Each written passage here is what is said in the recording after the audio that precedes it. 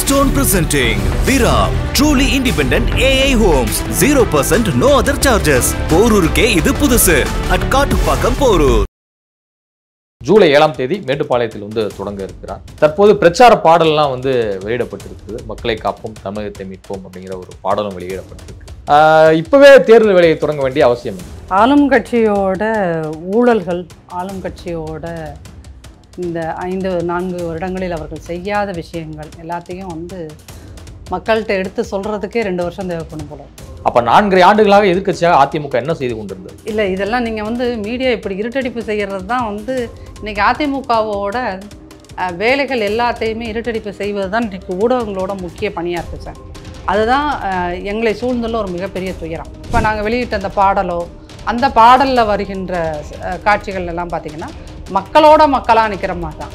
இப்போ இவங்களும் மக்களோட மக்களாக இருக்கிற மாதிரி இருப்பாங்க. என்ன அப்படின்னு பார்த்தீங்கன்னா, இவர் வாக்கிங் போவார், அப்போ 4 பேர் வருவாங்க. இந்த மாதம் அந்த 4 பேர் வருவாங்க.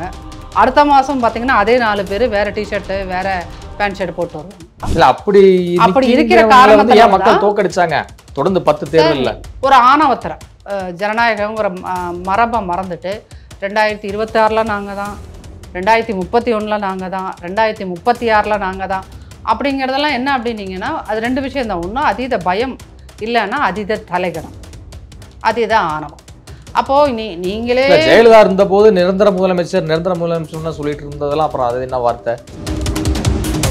அதிமுக காசு கொடுத்தும் கூட்டிகிட்டு வரணும் ஒத்துக்கிறீங்களா? இல்லை, நீங்கள் காசு கொடுத்து நாங்கள் கூட்டிகிட்டே வரதில்லை சார் அப்படின்லாம் பொய் சொல்கிறதுக்கு அதிமுகவில் யாருமே, நீங்கள் எந்த ஒரு இன்டர்வியூலையும் திமுக காரங்க மாதிரி அதிமுக காரர்கள் அதீத பொய்யை கட்டவிழ்த்து விட்டு பார்க்குறீங்களா? நகை எங்கே இருக்குன்னே தெரியல, இருந்துதானும் தெரியல. அதான் ஒரு பொய் புகாருக்காக ஒரு அப்பாவி இளைஞனை, காசு இல்லாத விட்ட பையனை யார் வேணாலும் அடிச்சுக்கொள்ளலாம். திமுக ஆட்சியின் சாதனை அப்படின்னாலே என்ன? இல்லாத வீட்டு குழந்தைங்களை கொல்லலாம். இந்த கொலைக்கு ஸ்டாலின் அவர்களும் தான் உடந்தை. இவர் ஒழுங்காக போலீஸ் மினிஸ்ட்ரியை ஹேண்டில் பண்ணியிருந்தாருன்னா எங்க ஒரு முதலமைச்சர் வாய் கூசாமல் சட்டமன்றத்தில் பொய் சொன்னாருங்க சார்.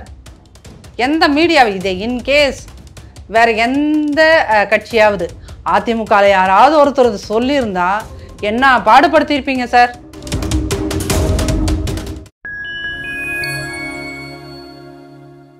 ஃபைன் டைம் மீடியா நேயர்களுக்கு வணக்கம். நான் உங்கள் சங்கீத்.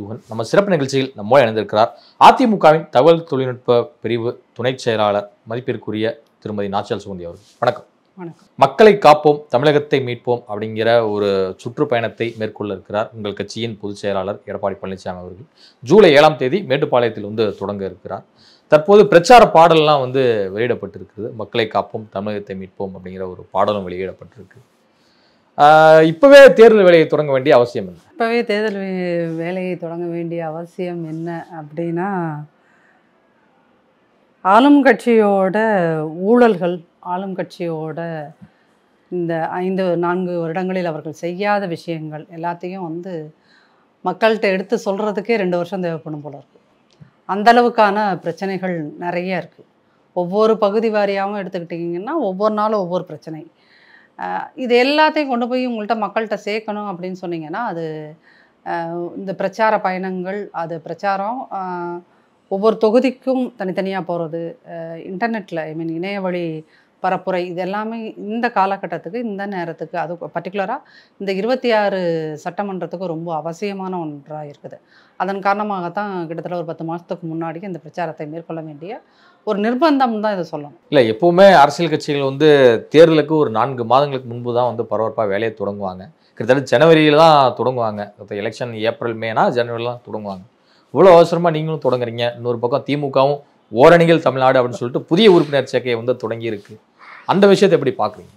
அது இப்போ அதிமுக செய்ய ஆரம்பிச்சிடும். அதிமுக நீங்கள் 1 வருஷத்துக்கு முன்னாடின்றது இல்லை, நாங்கள் ஒரு 2 மாதத்துக்கு முன்னாடியே திண்ணை பிரச்சாரங்களை செய்ய ஆரம்பிச்சிட்டோம். நாங்கள் திண்ணை பிரச்சாரம் ஒவ்வொரு வீடாக சென்று அதை பார்த்து தான் இன்றைக்கி திமுக எங்களை பார்த்து தான் அதை காப்பி பண்ணியிருக்காங்க, காப்பி அடிச்சிருக்காங்கன்னு சொல்லுவாங்க. அடித்தாங்க காப்பிங்கிற மாதிரி அடிச்சிருக்காங்க. ஸோ நாங்கள் ஒரு 2 மாதத்துக்கு முன்னாடியே திண்ணை பிரச்சாரம்ன்றதை எல்லா பகுதிகள்லையுமே ஆரம்பிச்சிட்டாங்க. எங்களுடைய முன்னாள் அமைச்சர்கள் அவங்கவுங்க பகுதிகளில் அதை ரொம்ப தீவிரமாக செய்ய ஆரம்பிச்சிட்டாங்க. ஒரு பக்கம் பூத் கமிட்டி அமைப்பதற்கான வேலை, இன்னொரு பக்கம் திண்ணை பிரச்சாரம், இது 2மே சைமல்டேனியஸாக எல்லா பகுதிகளிலையுமே தீவிரமாக நடக்க ஆரம்பிச்சது.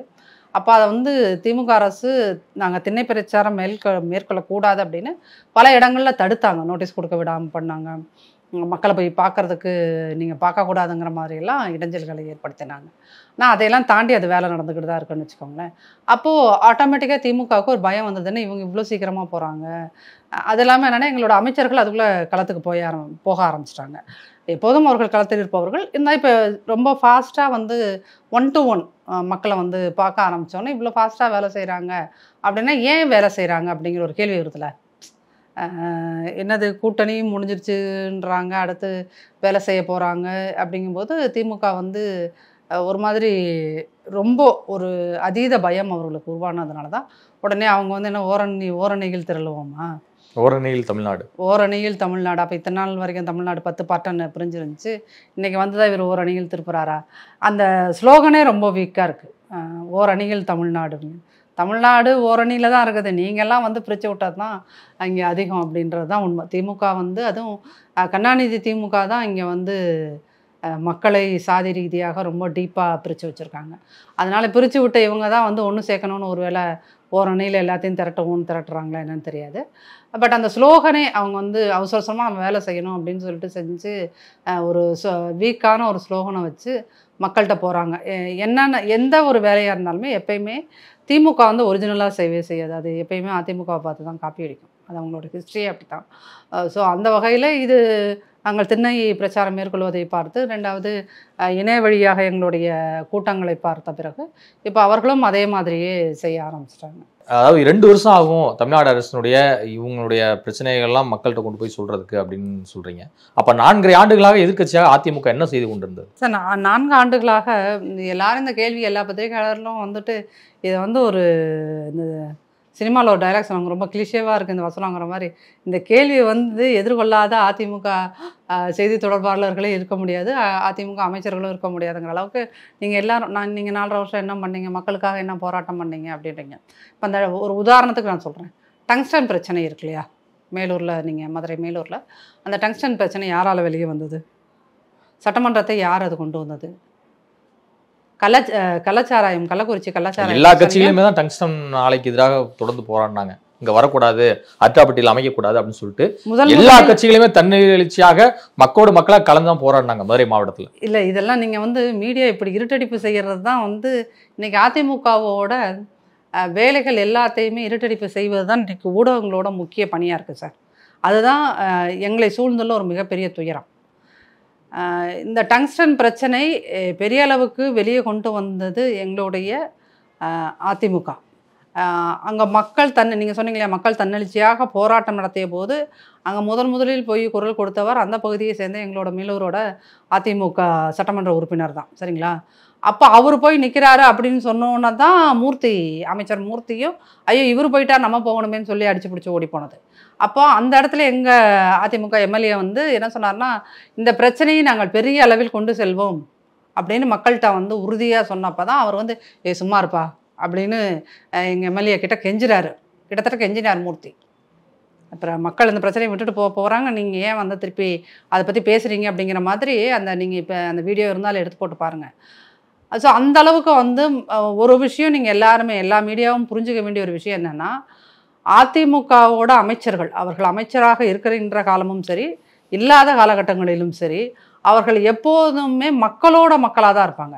நீங்கள் ஒரு அதிமுக அமைச்சரை வந்து எந்த செகண்ட் எப்போ நினச்சாலும் போய் பார்க்க முடியும், எப்போ நினச்சாலும் அவரை அவர் வந்து அணுக முடியும், ஈஸியாக போய் அவரை பேச முடியும். நீங்கள் ஒரு திமுக ஒன்றிய ஒரு கவுன்சிலர் வார்டு மெம்பர் கவுன்சிலர் இருக்கார்ல, அவரை கூட நீங்கள் வந்து நினச்ச நேரத்தில் போய் பார்க்க முடியாது.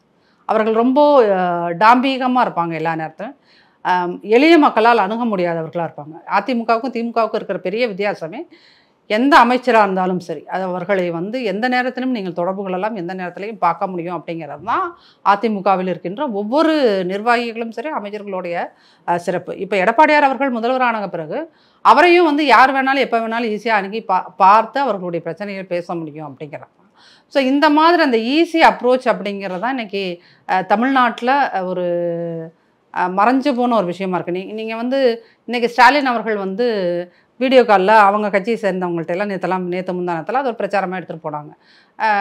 அவர் கட்ட சட்டம் போட்டுக்கிட்டு அது ஒரு என்ன சொல்கிறது, நீங்கள் அவங்க எப்பயுமே ஒரு வீடியோ அப்படிங்கிறது ஒரு நாடகத்தனமாக தான் இருக்கும். அவர் வந்து ஒரு வீடியோ பேசுகிறாருன்னு வச்சுக்கோங்களேன், அந்த வீடியோவும் சரி, நீ எல்லா குழந்தைகளும் அப்பா என்று சொல்கிறார்கள் அப்படின்னு பேசுகிற வீடியோவாக இருந்தாலும் சரி, அப்புறம் அந்த செந்தில் பாலாஜி அரெஸ்ட் பண்ணப்போ பேசினாரே ஒரு வீடியோ, அப்புறம் இரும்பு கரம் கொண்டு அடக்குவேன், அதெல்லாம் அந்த காலத்துக்கட்டத்தில் வந்து தானே, இப்படிலாம் பேசுகிற இந்த வீடியோலாம் வந்து ரொம்ப ஆர்டிஃபிஷியலாக இருக்கும். ஆனால் இப்போ நீங்கள் வந்து இப்போ நாங்கள் வெளியிட்ட அந்த பாடலோ, அந்த பாடலில் வருகின்ற காட்சிகள் எல்லாம் பார்த்தீங்கன்னா மக்களோட மக்களாக நிற்கிற மாதிரி தான். இப்போ இவங்களும் மக்களோட மக்களாக இருக்கிற மாதிரி இருப்பாங்க. என்ன அப்படின்னு பார்த்தீங்கன்னா, இவர் வாக்கிங் போவார், அப்போ வந்து 4 பேர் வருவாங்க, இந்த மாதம் அந்த 4 பேர் வருவாங்க, அடுத்த மாதம் பார்த்தீங்கன்னா அதே 4 பேர் வேறு டிஷர்ட்டு வேறு பேண்ட் ஷர்ட் போட்டு வருவாங்க.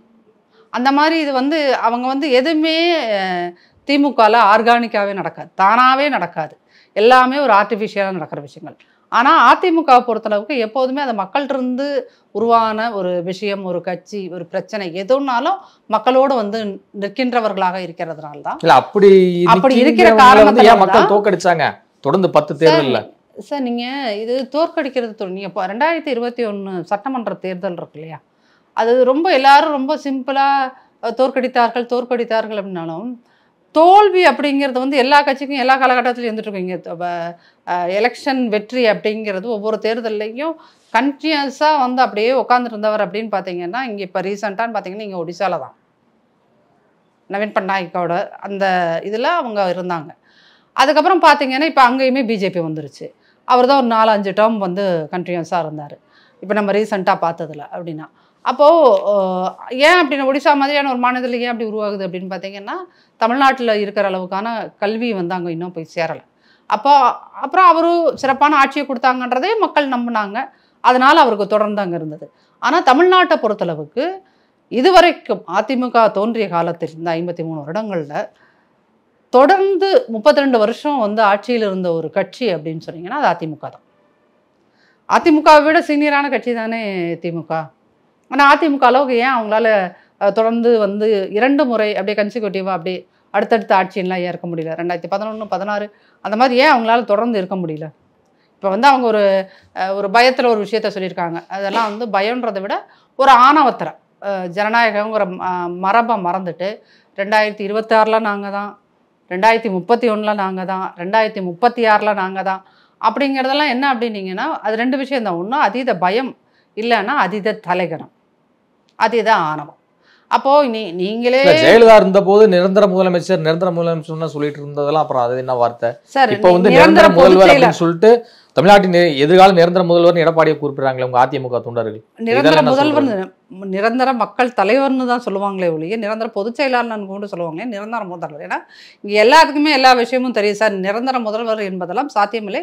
ஜனநாயகத்தில் அது வந்து எந்த கட்சியுமே அப்படி ஒரு பிரச்சாரத்தை முன்னெடுப்பதுங்கிறது என்னை பொறுத்தளவு ஒரு அறிவீனமான விஷயம். ஏன் அப்படின்னீங்கன்னா இல்லை, என்னைக்குமே முன்னாள் எம்எல்ஏ, முன்னாள் எம்பி, முன்னாள் முதலமைச்சர் அப்படிங்கிறதா நிரந்தரம். அந்த பதவியிலே இருக்கிறது நிரந்தரம் கிடையாது. இல்லை, அது வந்து என்ன அப்படின்னீங்கன்னா இந்த நாங்கள் தான் நான் சொல்கிறேன் எல்லா கட்சிக்குமே சார். அதை தான் நானும் சொல்கிறேன். என்னன்னா எல்லாருமே வந்து நாங்கள் தான் நிரந்தரம்னு பேசுகிற இந்த 36 வரைக்கும் நாங்கள் தான் சிஎம்மாக இருப்போம்னு சொல்கிறவங்களுக்கும் தெரியும் அதுக்கான பாசிபிலிட்டியே இல்லைன்னு. 36 வரைக்கும் நீங்கள் தான் வந்து சிஎம்மாக இருக்க போகிறீங்க அப்படின்னு சொன்னீங்கன்னா நீங்கள் ஏன் இவ்வளோ தூரம் பயப்படுறீங்க? இன்றைக்கே எதுக்கு போய் ஆழ்வார்பேட்டையில் உட்காந்து வீடு வீடாக தெருவா உட்காந்து பிரச்சாரம்னு சொல்லிட்டு ஒரு நாடகத்தை ஆரம்பிக்கிறீங்க? இது பிரச்சாரம்னு சொல்லிட்டு என்ன பண்ணீங்க? உங்கள் கட்சிக்காரங்க உங்கள் பகுதியில் இருக்க நிர்வாகிகள் வீட்டில் உட்காந்து ஒரு பேசுகிற மாதிரி, பொதுமக்களோடு சேர்ந்து பேசுகிற மாதிரி ஒரு வீடியோவை ரிலீஸ் பண்ணுறீங்க. ஆனால் உண்மையிலுமே நீங்கள் பொதுமக்களை போய் பார்க்க முடியுமா? அதுவும் இந்த அஜித்குமாரோட விஷயம் பரபரப்பாக பேசப்பட்டுக்கிட்டு இருக்க ஒரு நேரத்தில் நீங்கள் ஆழ்வார்பேட்டையில் போய் சாதாரண மக்களை பார்த்துட முடியுமா? நீங்கள் உங்கள் கட்சிக்காரங்களோட வீட்டுக்குள்ளே போய் நின்று புதுசாக உறுப்பினர் சேர்க்குற மாதிரி எதை எடுத்தாலும் போய் அமைச்சர் போனார், எம்எல்ஏ போனார், அங்கே இருக்கக்கூடிய லோக்கல் நிர்வாகிகள்லாம் போய் பேசியிருக்காங்களே. அதான் சார், நீங்கள் இப்போ ரோட்டில் ஸ்டாலின் ஐயா முதல்வராக வந்ததுக்கப்புறம் அவர் வந்து நடத்துகிற எல்லா ரோட் ஷோவுமே ஃபேக்கானது. ரோட் ஷோவுக்கு நீங்கள் என்ன உங்கள் கட்சிக்காரங்களை காசு கொடுத்து கூட்டிகிட்டு வந்து வர வச்சு அந்த ஓரத்தில் நிற்க வச்சு, அதிமுக காசு கொடுத்தே கூட்டிகிட்டு வர்றது இல்லை. நீங்கள் காசு கொடுத்து கூட்டிகிட்டு வந்தாலும் அதில் ஒரு நேர்மணம் இருக்கணும்ல. இப்போ ரீசெண்டாக அவர் ஒரு ரோட் ஷோ அதிமுக காசு கொடுத்தும் கூட்டிகிட்டு வருதுன்னு ஒத்துக்கிறீங்களா? இல்லை, நீங்கள் வந்து காசு கொடுத்து நாங்கள் கூட்டிகிட்டே வரதில்லை சார் அப்படின்லாம் பொய் சொல்கிறதுக்கு அதிமுகவில் யாருமே நீங்கள் எந்த ஒரு இன்டர்வியூலையும் திமுக காரங்க மாதிரி அதிமுககாரர்கள் அதீத பொய்யை கட்டவிழ்த்து விட்டு பார்க்குறீங்களா சார்? உண்மைன்னா நாங்கள் உண்மைன்னு ஒத்துப்போம் சார். ஆமாம் சார். இல்லைன்னா இல்லை சார். பொய்யை நீங்கன்னா எந்த பொய்யும் இன்னைக்கு இருக்கின்ற தகவல் தொழில்நுட்ப உலகத்தில் எந்த பொய்யும் 5 நிமிஷத்துக்கு மேலே நிற்க முடியாது சார். இப்போ நேற்று செந்தில்வேல்னு ஒரு திமுக அண்டாவா அவர் பேர், அவர் தான் தானே அண்டான்னு சொல்லிக்கிட்டாரு. ஒரு பத்திரிகையாளராக முன்னாடி இருந்தவர். எப்பவும் பத்திரிகையாளர் தான். எப்படி பத்திரிகையாளர் சார்? எப்படி பத்திரிகையாளர்? எப்படி பத்திரிகையாளர்? இல்லை, பத்திரிகையாளருக்கு நீங்களாம் என்ன ஒரு இது வச்சுருக்கீங்க, அளவுகோல் வச்சுருக்கீங்க? இப்போ அவர் ஏதாவது ஒரு பத்திரிகை நிறுவனத்தில் வேலை பார்க்குறாரு. அவர் ஒரு சொந்தமாக ஊடகம் வச்சுருக்காரு. ஆனால் திமுகவோட பிரச்சார கூட்டங்கள் எல்லாம் திமுக மேடைகளில் உட்காந்து பேசிக்கிட்டு இருக்காரு. அப்போ திமுக மேடைகளில் உட்காந்து பேசுகிறவங்க திமுககாரங்க தானே. பத்திரிகையாளர்னா எந்த கட்சி சாயமும் இல்லாமல் இருக்கணும் சார். தயவுசெய்து பத்திரிகையாளர்கள் அதை புரிந்து கொள்ளுங்கள். எந்த கட்சியின் சாயம் இல்லாமல் நீங்கள் நடுநிலையாக பேசிட்டு போனால் தான் நீ பத்திரிகைக்காரர்கள். நான் திமுக மேடையில் போய் உட்காந்துட்டு நீங்கள் என்னை எப்படி வேணாலும் சொல்லுங்கள், திமுகவோட அண்டான்னு கூட சொல்லு, திமுகவோட குண்டான்னு கூட சொல்லு அப்படின்னு சொல்கிற ஒரு ஆளை பிடிச்சி நீங்கள் என்னது பத்திரிகையாளர் அப்படின்னு சொல்கிறது. பத்திரிகையாளர்களை நீங்கள் இதற்கு மேல் கேவலப்படுத்த முடியாது. ஏன்னா நேர்மையாக வேலை செய்கிற பத்திரிகையாளரும் இருக்கான் சார். மாத சம்பளம் கம்பெனி கொடுக்குற காசை மட்டும் நம்பி வாங்கி சாப்பிட்டு புள்ளக்குட்டியை கவர்மெண்ட் ஸ்கூலில் படிக்க வச்சுட்ருக்கிற நேர்மையான பத்திரிகையாளர்களும் இருக்கிறார்கள். அந்த மாதிரி நேர்மையான பத்திரிகைகளை இந்த மாதிரி அண்டா உண்டான்னு சொல்லிட்டு தன்னோட வாயை, தன்னுடைய சிந்தனையை, புத்தியை எல்லாத்தையும் திமுக கிட்ட போய் விற்கிற ஒருத்தரோடு நீங்கள் ஒரு நேர்மையான பத்திரிகையாளனை குறிப்பிடுதுங்கிறது உண்மையிலுமே நீங்கள் உங்கள் பத்திரிகை துறைக்கும் ஊடகத்துறைக்கும் செய்கின்ற துரோகம் சார். அது துரோகம். அப்போ இந்த மாதிரி இப்போ நேற்று அவர் ஒரு அந்த நிக்கிதாங்கிற பொண்ணோட ஃபோட்டோ அண்ணாமலை கூட இருக்கிற மாதிரி ஒரு ஃபோட்டோ எடுத்து போட்ட அடுத்த செகண்டே எல்லாரும் அதை கண்டுபிடிச்சிட்டாங்க. அது ஃபேக் ஃபோட்டோ, அந்த நிக்கிதா வேற, இந்த இவர் போட்ட ஃபோட்டோ வேணும். போட்ட 3வது நிமிஷம் எல்லாத்தையும் டெலீட் பண்ணிட்டு ஓடினாரா? அப்போ இன்னைய தேதியில் நீங்கள் எந்த பொய்யையும் சொல்லிவிட்டு இங்கே நிலையாக நிற்க முடியாது. அதை நம்ம புரிஞ்சுக்கணும். அதனால் அதிமுககாரர்களிடம் நீங்கள் மடக்கிறதா நினச்சிக்கிட்டு நீங்கள் செய்யவில்லையா, நீங்கள் பண்ண, நாங்கள் ஆமாம் ஓப்பனாக ஒத்துக்குவோம், செஞ்சுருக்கோம், ஓப்பனாக ஒத்துக்கும். அந்த குறைந்தபட்ச நேர்மை கூட இல்லைன்னா நீங்கள் அரசியலுக்கு வரவே கூடாது சார். அந்த குறைந்தபட்ச நேர்மையும் குறைந்தபட்ச கண்ணியமும் குறைந்தபட்ச ஒழுக்கமும் இல்லைன்னா நீங்கள் பொது வாழ்க்கைக்கு வரவே கூடாது. அந்த புரிதல் அதிமுகவில் இருக்கின்ற எல்லோருக்குமே இருக்கிறது. திருப்பூர் மாவட்டத்தில் குண்டாடம் பகுதியில் உறவினருக்கு தகவல் கொடுத்துவிட்டு அதாவது விஷ மாத்திரைகளை சாப்பிட்டு தற்கொலை செய்திருக்கிறார் அதிமுக தகவல் தொழில்நுட்ப பிரிவை சேர்ந்த ஒரு ஒன்றிய நிர்வாகி. இதனுடைய பின்னணி என்ன சார்? அதாவது அவர் இந்த மக்காச்சோளம் வைக்கிறவர், எங்கள் தகவல் அணியோட சேர்ந்தவர் தான். அவர் அங்கே பொறுப்பில் தான் இருந்தார். உண்மையிலுமே இது ஒரு துயரமான ஒரு சம்பவம். ரொம்ப யங்ஸ்டர் அவர் 27-28 இயர்ஸ் தான் இருக்கும். மேரேஜ் ஆகி 2 வருஷம் தான். ரொம்ப சின்ன வயசுக்காரர். அவர் என்னென்னா அந்த பகுதியோட திமுககாரர் அந்த பகுதி திமுக நிர்வாகி திரும்ப அவரை மிரட்டிக்கிட்டே இருக்கார். அப்புறம் அவங்க மனைவி செய்கிற வியாபாரத்தெல்லாம் நான் முடக்கிடுவேன், அதை பண்ணுவேன், இதை பண்ணுவேன்னு இவங்க எப்பயுமே எல்லாரையுமே டார்ச்சர் கொடுக்குறவங்க தான் சார். இந்த திமுகவோட ஆட்சி காலத்தில் அதிமுக நிர்வாகிகள் கொல்லப்பட்டது அப்படிங்கிறது ரொம்ப அதிகம். இந்த மாதிரி அராஜகத்தினால இவங்க கொடுக்குற தனிப்பட்ட நபர்கள், திமுகவை சார்ந்த நபர்கள் கொடுக்கின்ற அழுத்தத்தின் காரணமாக இந்த மாதிரி தற்கொலை பண்ணிக்கிறது, இல்லாட்ட இவங்களே யாரையாவது விட்டு கொலை செய்கிறது அப்படிங்கிறது ரொம்ப அதிகம். ஆனால் இது எல்லாத்தையுமே மக்கள் பார்த்துக்கிட்டு இருக்காங்கன்னு பார்க்கணும். இதுக்கு முன்னாடி இந்த புதுக்கோட்டையில் இந்த கனிம வளத்துக்காக போராடினார் இல்லையா, குவாரி இவ்வளோ அதிகமாக போகுது அப்படின்னு போராடின அவரையும் அப்படி தான், அவரும் அதிமுக நிர்வாகி தான், அவரையும் இப்படி தான் லாரி ஏற்றி கொண்டாங்க. அப்போ நீங்கள் எந்த இடத்துல ஒருத்தங்க இருந்தாங்கன்னா இன்றைக்கி என்ன ஆகுது அப்படின்னா, நீங்கள் இந்த மாதிரி இந்த தம்பியெல்லாம் இறந்த மாதிரியான சம்பவங்கள் நடக்கக்கூடாது அப்படிங்கிறதுக்கு எந்த ஒரு திமுககாரராவது எங்கேயாவது ஒரு இடத்துல இப்படி நடந்திருக்கக்கூடாதுங்க அப்படிங்கிற மாதிரி எங்கேயாவது ஒரு இடத்துல பேசினாரா சொல்லுங்கள். இன்ன வரைக்கும் அவர் அரெஸ்ட் பண்ணல. அவர் யார் பெயரெல்லாம் பெயரை குறிப்பிட்டு இது பண்ணாரோ அவர்கள் இன்ன வரைக்கும் கைது செய்யப்படவில்லை. அவர்கள் மீது எந்த நடவடிக்கையும் எடுக்கல. இப்போ இதே சமயத்தில் தான் இது மாதிரியான ஒரு விபரீத முடிவை எடுப்பதற்கு முன்பாக ஒரு போலீஸ் ஸ்டேஷனில் கம்ப்ளைண்ட் பண்ணியோ இது மாதிரி ஏதாவது ஒரு சட்ட ரீதியாக அணி இருக்கலாம்ல. உங்கள் கட்சியிலே சட்ட அணிகளாக இருக்குல்ல. அணியர்களுக்கெல்லாம் இல்ல இல்லை இப்போ இந்த மாதிரியான ஒரு விபரீத முடிவு இப்போ இந்த வழக்கையும் வந்து எங்களுடைய நாடாளுமன்ற உறுப்பினர் ராஜ்யசபா எம்பி இன்பதுரை சார் வந்து இந்த வழக்கை எடுத்துக்கிட்டு இருக்காரு.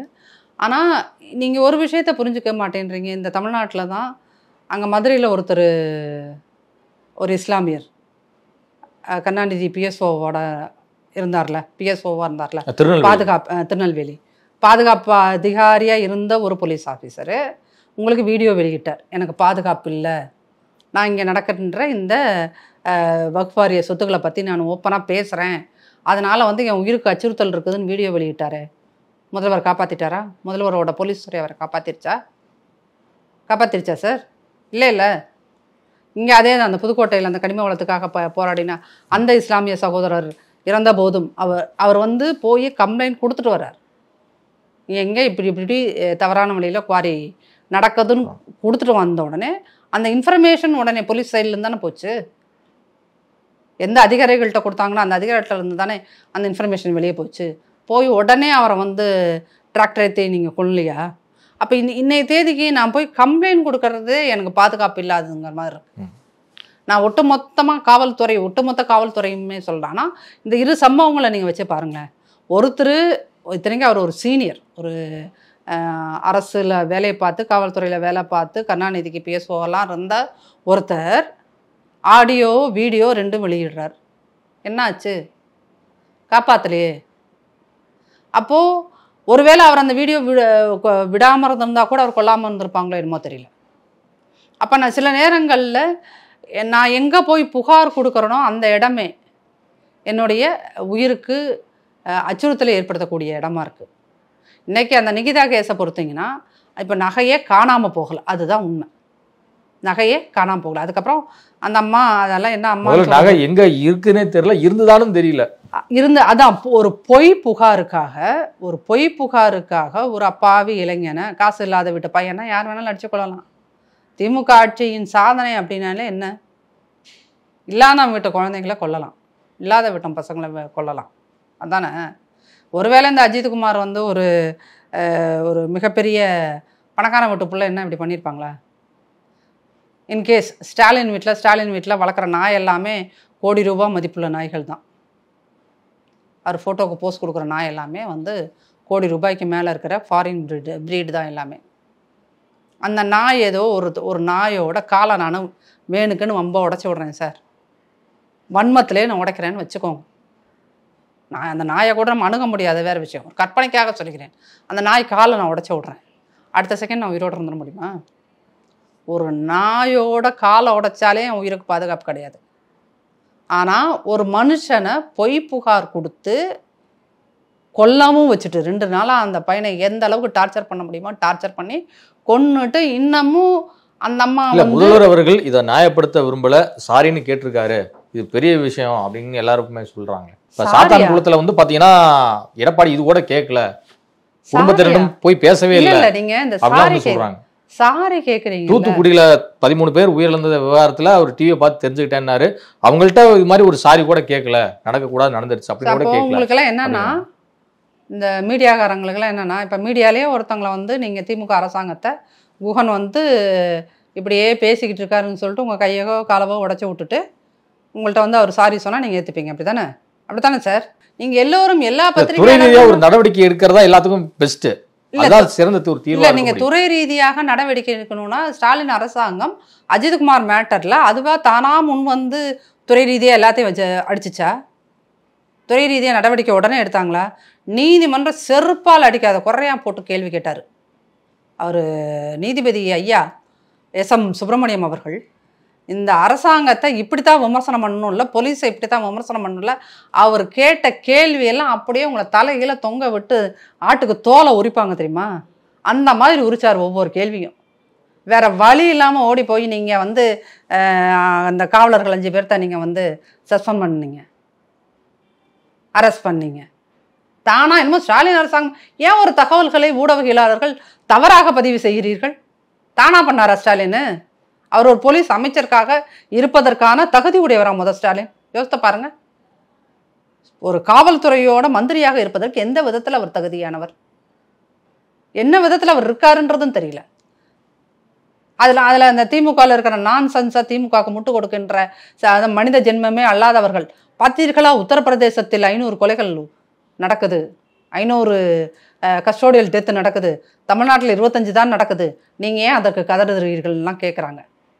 இப்படி மனிதாபிமானம் இல்லாத தன்னுடைய சொந்த சுயலாபத்துக்காக மிருகத்தனமாக கூவுகின்ற ஆட்களையெல்லாம் நீங்கள் வந்து உங்களுக்கு பக்கத்தில் வச்சுக்கிட்டு சாரி கேட்டுட்டார். ஆமாம், தப்பு செஞ்சுருக்காரு. ஒரு போலீஸ் மினிஸ்டராக அவர் தப்பு செஞ்சுருக்காரு. அவருக்கு தன்னுடைய காவல்துறையை சரியாக நிர்வாகம் பண்ண தெரியலை, கண்ட்ரோலில் வைக்க தெரியலை. அதன் காரணமான உருவான கொலை இது. இந்த கொலைக்கு ஸ்டாலின் அவர்களும் தான் உடந்தை. இவர் ஒழுங்காக போலீஸ் மினிஸ்டரை ஹேண்டில் பண்ணியிருந்தார்னா எங்க ஒரு முதலமைச்சர் வாய் கூசாமல் சட்டமன்றத்தில் பொய் சொன்னாருங்க சார். எந்த மீடியாவை இதை இன்கேஸ் வேற எந்த கட்சியாவது அதிமுக யாராவது ஒருத்தர் சொல்லியிருந்தா என்ன பாடுபடுத்தியிருப்பீங்க சார்? மீடியா என்ன பாடுபடுத்தியிருப்பீங்க? எங்களுடைய முன்னாள் அமைச்சர் செல்லூர் ராஜ் சார் அந்த இதை பறக்க விட்டதுக்கு தெர்மோகோலுக்கு எவ்வளோ கிண்டல் அடிச்சு எவ்வளோ தூரம் அவரை ட்ரால் பண்ணீங்க. மீடியாவும் சரி, திமுக ஐடி விங்கும் சரி, மானங்கெட்டவர்கள். இவர் ஒரு சட்டமன்றத்தில் ஒரு முதலமைச்சர், அந்த விக்னேஷோட ஃபர்ஸ்ட் இது நடக்குது இல்லையா, கஸ்டோடியல் டெத்து, ஆட்சிக்கு வந்த புதிதில். அப்போ சட்டமன்ற கூட்டம் நடக்குது. அவர் வந்து வாந்தி எடுத்து உடம்பு சரியில்லாமல் இருந்து செத்து போனார்னு போலீஸ் என்ன எழுதி கொடுத்துச்சோ அதை அப்படியே வாசிக்கிறார். அடுத்த நாள் உங்களுக்கு வந்து போஸ்ட்மார்ட்டம் ரிப்போர்ட் வருது, 18 இடங்களில் காயங்கள்னு வருது. அதுக்கு சாரி சொன்னார் அவரு? சாரி சொன்னாரா சார்? சொல்லுங்க, பதில் சொல்லுங்க. சாரி சொல்லிட்டார். என்ன பெரிய வெங்காய சாரி? உங்கள் சாரி எவனுக்கு வேணும்? இவர் சொல்கிற சாரினால அந்த குழந்தை வந்துருமா திருப்பி? அந்த 27-28 வயசு பையனை நீங்கள் திருப்பி கொடுக்க முடியுமா? ஏன் நீங்கள் போய் விக்னேஷ் வீட்டில் கேட்கல அந்த சாரியை? நீங்கள் கொன்ன இத்தனை பசங்க இருக்காங்கல்ல, இத்தனை ஆட்கள் இருக்காங்களா? தஞ்சாவூரில் ஒரு மாற்றுத்திறனாளி சார், அவரை வந்து நீங்கள் வந்து இந்த மாதிரி கஸ்டோடியல் டெத்தில் சாகடிச்சிங்க. அவர் வீட்டிலலாம் போய் கேட்டிங்களா? ஒரு நரிக்குறவ பையன் ஞாபகம் இருக்கா? ஒரு 4-5 மாதத்துக்கு முன்னாடியான ஒரு கேஸ். என்னம்மா அலைய விட்டீங்க அவனை? போய் கேட்க முடிஞ்சதா உங்களால்? அப்போது 10 மாதம் எலெக்ஷன் வர்றதுக்கு 10 மாதம் இருக்குது. இந்த பக்கம் அதிமுக பிரச்சாரத்துக்கு கிளம்பிட்டாங்க. ஐயோயோ, இந்த ஒரு பிரச்சனைனாலே நம்ம போயிடும். இந்த பக்கம் நீதி வந்து செருப்பால் தான் அவர் அடிக்கலை. அவர் ஒரு டீசெண்டான மனிதராக இருந்ததுனால விட்டுட்டார். செருப்பால் அடிக்காத குறையாக கேள்வி கேட்குறாரு. வேற வழி இல்லாமல் உட்காந்துட்டு சாரி கேட்டுட்டு முதல்வர் சாரி கேட்டுட்டார்னு. என்ன இது? என்ன மாதிரியான இல்லை நம்ம ஊடகங்கள் நம்ம என்ன மாதிரியான ஒரு விஷயத்தை முன்னிறுத்துகிறோம்? நீங்கள் ஃபஸ்ட்டு தடவையே சார், நீங்கள் சட்டமன்றத்தில் ஒரு முதல்வராக இந்திய தமிழ்நாட்டோட ஹிஸ்ட்ரியில் எந்த முதல்வரும் இப்படி தகவல்களை சட்டமன்றத்தில் மாற்றி கொடுத்தது கிடையாது தெரியுமா? கருணாநிதியே அப்படி கொடுத்தது கிடையாது, யாருமே அப்படி மாற்றி கொடுத்தது கிடையாது. அந்த சட்டமன்றத்துக்குன்னு ஒரு மாண்பு இருக்குது. தகவல்களை யாரும் மாற்றி கொடுத்தது கிடையாது. திமுக காரன் தான் அங்கே அனாவசியமாக கேவலமான வார்த்தையை பேசுவான்.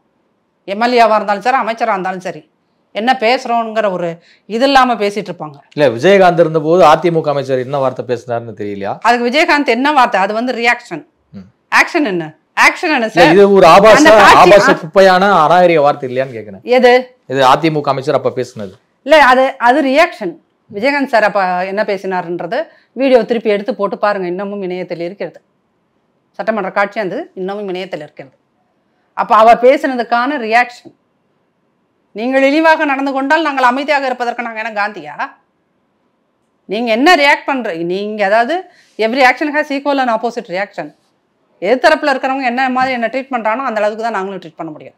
நாங்களாக வலிந்து திணிந்து இந்த மாதிரி ஆபாசங்களை எங்கேயுமே பேச மாட்டோம். நீங்கள் நிமிஷத்தில் அப்படியே டைவர்ட் பண்ணிட்டீங்க பார்த்தீங்களா? அப்போ நீங்கள் ஒரு சட்டமன்றத்தில் பொய் தகவலை கொடுத்த முதல்வரை அன்னைக்கே ராஜினாமா பண்ணிட்டு போங்க வீட்டுக்கு. உங்களுக்கு ஒரு சட்டமன்றத்தை நிர்வகிக்க தெரியல, ஆட்சியை நிர்வகிக்க தெரியல, உங்களுடைய போலீஸ் துறையையும் நிர்வகிக்க தெரியல, எழுதி கொடுக்கறதெல்லாம் வாங்கி வாசிச்சுட்டு இருக்கீங்க. நீங்கள் முதல்வராக இருப்பதற்கு லாக்கி இல்லாதவர், வீட்டுக்கு போங்கள் ஸ்டாலின் அப்படின்னு நீங்கள் சொல்லியிருந்தீங்கன்னா, ஊடகங்கள் சொல்லியிருந்தீங்கன்னா, அவர் அப்பயாவது அலர்ட் ஆகியிருந்திருப்பார். 25 உயிர்கள் பலியாக இருக்காது. அந்த ஒரு பையனோட கூட நின்றுக்கலாம். இவரோட ஆட்சியில் தான் சார், இவரோட போலீஸ் துறை சரியாக நிர்வாகம் செய்யாத காரணத்தினால தான் செங்கல்பட்டு மரக்காணத்தில் வந்து உங்களுக்கு ஒரு 22 உயிர் போச்சா கள்ளச்சாராயத்தினால. அடுத்த கள்ளக்குறிச்சியில் உங்களுக்கு எத்தனை போச்சு? 68 உயிர். இப்போ இந்த இதில் என்கவுண்டரில் கிட்டத்தட்ட 17 பேர். இங்கே உங்களுடைய கஸ்டோடியல் டெத்தில் 25 பேர். இத்தனை பேர்த்த கொண்டிருக்கு. ஸ்டாலினோட அறிவின்மையாலும் நிர்வாகத்திறன்மையினாலும் நூற்றுக்கணக்கான உயிர்கள் பலியாக இருக்குது. இவரை நீங்கள் வந்து ஓரணியில் திரள்வோம்னு இவர் சொன்னார்னா, இத்தனை பேர்த்த கொண்டு போட்டுட்டு நீங்கள் வந்து ஓரணியில் திரள்வோம்னா மக்கள் உங்களை நம்பிடுவாங்களா? உங்கள் வீடியோ நாடகங்கள் நீங்கள் மொபைலில் உட்காந்துட்டு வீடியோ காலில் வந்து நல்லா இருக்கீங்களாம்மா, சாப்பிட்டீங்களாம்மா அப்படின்னு கேட்டாங்கன்னா மக்கள் உங்களுக்கு ஓட்டு போட்டுருவாங்களா? அப்போ நீங்கள் இந்த நல்லா இருக்கீங்க, இந்த எலெக்ஷன் வர்றப்போ நீங்கள் நல்லா இருக்கீங்களா, ஸ்டாலின் தான் வர்றாரு, விடிகள் தர போகிறாரு அப்படின்னு நீங்கள் பாட்டு பாடினா உடனே ஓட்டு போட்டுருவானா? போன ஆட்சிக்கும் போன அதிமுகவை விட நீங்கள் 2 லட்சம் ஓட்டு, ஜஸ்ட் 1.25 லட்சமோ 2 லட்சம் ஓட்டு தான் நீங்கள் அதிகமாக வாங்கி ஆட்சியில் உட்காந்துருக்கீங்க. அதனால் இது ஒரு பெரிய சாதனை மாதிரி. ஏதோ ஒரு இந்த இப்படி சொல்லணும்னா துர்கா அம்மையாரோட பிரார்த்தனையினால் ஸ்டாலின் அவர்கள் முதல்வரானார், அவ்வளோதான். இதுவரை உங்கள் பல்வேறு கருத்துக்களை உங்களுக்கு